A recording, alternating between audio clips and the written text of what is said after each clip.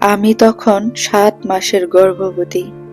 রাতে আমার বাচ্চা পেটে নড়ছিল, আর ঘরের বাইরে আমার স্বামী হিসাব করছিল আজ আমাকে কত টাকায় বিক্রি করবে। আমরা খুব বড়লোক ছিলাম না। স্বামীটা আগে ভালোই ছিল, কিন্তু নেশা মানুষকে মানুষ রাখে না। প্রতিদিনই টাকা চাইতো, না দিলে মারধর। আমি বলতাম, আমার পেটে তোমার সন্তান, একটু থামো। সে হাসতো আর বলতো, বাচ্চা হলে তখন দেখা যাবে। একদিন সে বলল, আজ রাতে বাইরে যাবি? আমি ভেবেছিলাম হয়তো ডাক্তারের কাছে, নাকি কোনো আত্মীয়র বাড়ি হয়তো আমায় নিয়ে যাবে। রাস্তায় গিয়ে বুঝলাম ও আমাকে এক লোকের সামনে দাঁড় করিয়ে বলছে, এটাই কথা মতো নিয়ে এসেছি।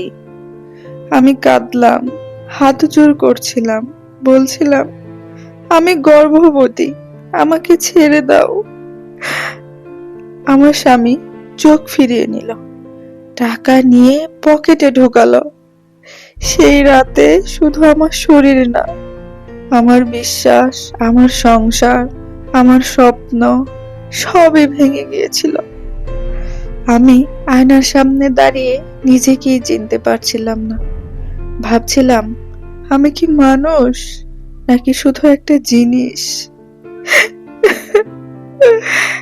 একটা সময় আমার পেটে হাত পড়লো, আমার বাচ্চা নড়ছিল। আমি তখন বুঝলাম আমি একা না, ও আমাকে ভাঙতে পারে, কিন্তু আমার মা হতে পারার শক্তিটা কেড়ে নিতে পারবে না।